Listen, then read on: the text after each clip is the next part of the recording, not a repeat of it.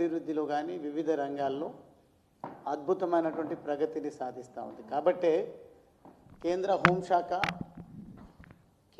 అడవుల్లో ఉంటున్నటువంటి నక్సలైట్స్కు పిలుపునిచ్చి జనజీవన స్రవంతిలో కలవండి, దేశ అభివృద్ధికి తోడ్పాటునివ్వండి, మీకు ఉన్న డిమాండ్లు ఏందో ప్రజల్లో ఉంటూ ప్రభుత్వాన్ని ప్రజాస్వామ్యబద్ధంగా అడగండి, ప్రభుత్వం సానుకూలంగా మీ డిమాండ్లు ఏమైనా ప్రజల హితం కోసమైతే పరిష్కరించడానికి సిద్ధంగా ఉన్నామని చెప్పినటువంటి కారణంగా 30-40 సంవత్సరాల పాటు కేంద్ర కమిటీలో కీలక బాధ్యతలు పోషించినటువంటి వాళ్ళు సైతం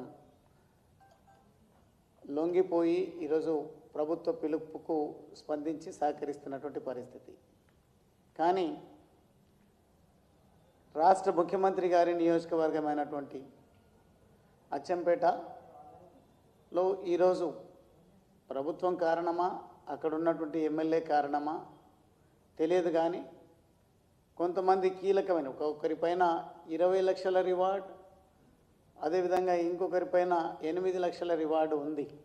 అటువంటి నక్సలిజంలో పనిచేస్తున్నటువంటి వాళ్ళు లొంగిపోకుండా నల్లమల్లలో ఉంటూ ఉన్నారు, ఆశ్రయం పొందుతూ ఉన్నారంటే నాకు తెలిసి ఇది ఖచ్చితంగా అక్కడ ఉన్నటువంటి ఎమ్మెల్యే లేదంటే అనక తప్పదు, రాష్ట్ర ప్రభుత్వం కూడా ఇండైరెక్ట్గా వీరిని కాపాడుతున్నట్టుగా భావించాల్సినటువంటి పరిస్థితి.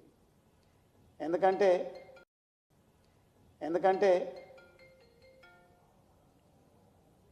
ఎక్కడికక్కడ నిఘా పెంచినమని డ్రోన్ కెమెరాలతోన వివిధ రకాలుగా మేము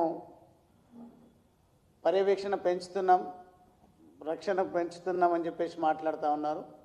కానీ నల్లమల్ల ఫారెస్ట్ చాలా గొప్ప ఫారెస్ట్, అభయారణ్యం, టైగర్ రిజర్వ్ ఫారెస్ట్ కాదనడం లేదు. కానీ అక్కడ ఉన్నటువంటి స్ట్రాటా కండిషన్స్ కారణంగా విపరీతంగా పెద్ద చెట్లు పెరిగేటువంటి అవకాశం లేదు. ఎక్కడైనా ఒకవేళ తల దాచుకొని ఎవరు ఉన్నారు అని అంటే కనిపించకుండా ఉండడానికి అంత దట్టమైనటువంటి పెద్ద పెద్ద చెట్లు ఉండే పరిస్థితి లేదు, అడవులు ఉండేటువంటి పరిస్థితి లేదు. కానీ ఎందుకు ఈ రాష్ట్ర పోలీస్ శాఖకు వారు 3 నక్సలైట్ దొరకకుండా ఉన్నారో నాకు అర్థం కాలేదు. చివరికి ఏ కారణం చేత ఎట్లా వాళ్ళను పట్టుకున్నారో నాకు తెలిసి కొన్ని చెక్ పోస్టులు పెడతా ఉంటారు, అక్కడ ఉన్నటువంటి ఫారెస్ట్ను కాపాడుకోవాలి, పర్యావరణాన్ని కాపాడుకోవాలని. కొందరు ప్లాస్టిక్ బాటిళ్ళు పర్యావరణాన్ని దెబ్బతీసే విధంగా వాడుతూ ఉన్నారని, ప్లాస్టిక్ నివారించాలని అటువంటి చెకింగ్స్ జరుగుతూ ఉంటాయి. అందులో భాగమే అయి ఉండొచ్చు ఆ 3 నక్సలైట్స్ కూడా పట్టుబడడం. ఆ విషయం ప్రభుత్వం చూసుకుంటుంది, కేంద్ర హోంశాఖ, రాష్ట్ర హోంశాఖ చూసుకుంటారు, పర్వాలేదు.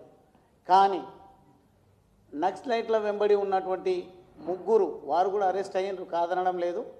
కానీ ఆ 3 సింపథైజర్స్గా ఈరోజు పత్రికలు రాస్తూ ఉన్నాయి, టీవీలలో కూడా చూస్తూ ఉన్నాం. ఆ 3 సింపథైజర్లలో మేము మాకున్నటువంటి సమాచారాన్ని బట్టి ఒక ప్రతిపక్ష పార్టీగా మేము మా అభిప్రాయాలను మీడియా ద్వారా అచ్చంపేట మీడియా మిత్రుల ముందు మాట్లాడడం జరిగింది. దానికి స్పందించినటువంటి ఎమ్మెల్యే గారు ఇష్టారీతిలో నోరు బారేసుకుంటా ఉన్నారు. మాకేం సంబంధం వాళ్ళు అని అంటా ఉన్నారు. అక్కడ ఉన్నటువంటి ఒక టీచర్ ఉద్యోగి ఎవరైతే ఉన్నారో ఆయన ఎమ్మెల్యే గారికి తన వెంట నడుస్తారా నడవరా అని ఇతర పార్టీల వాళ్ళను ఇప్పుడున్నటువంటి ఎమ్మెల్యేకు దగ్గర చేసి నాతో పాటు ఉన్నటువంటి వాళ్ళను వాళ్ళకు ఉన్నటువంటి ఆసుపత్రులను మోయించేసిండ్రు, క్లినిక్లను మోయించేసిండ్రు, వాళ్ళకున్న వ్యాపారాలను దెబ్బతీసేటువంటి ప్రయత్నం చేసిండ్రు. చివరికి మళ్ళీ ఏం జరిగిందో ఏమో కానీ ఆ ఆసుపత్రులు ఓపెన్ అయిపోయినాయి, అదేవిధంగా వాళ్ళ వ్యాపారాలు వాళ్ళు చేసుకుంటూ ఉన్నారు. మాకున్న సమాచారం ఏంటంటే వాళ్ళను ఎమ్మెల్యే గారికి దగ్గర చేసినటువంటి వ్యక్తుల్లో ఈ అంబయ్య అని అరెస్ట్ అయినటువంటి టీచర్ కూడా ఒకడు అని చెప్పేసి చర్చ జరుగుతూ ఉంది. కాబట్టి మాకు కూడా ప్రమాదం పొంచి ఉన్నట్టుగా మేము భావించాల్సినటువంటి అవసరం ఉంది. మాకంటే రాజకీయ నాయకులకు లేదంటే నాకో కాదు, మా నియోజకవర్గంలో ఉన్నటువంటి ప్రజలకు ప్రమాదం పొంచి ఉంది అనే ఆలోచనతోన అటువంటి సమాచారాన్ని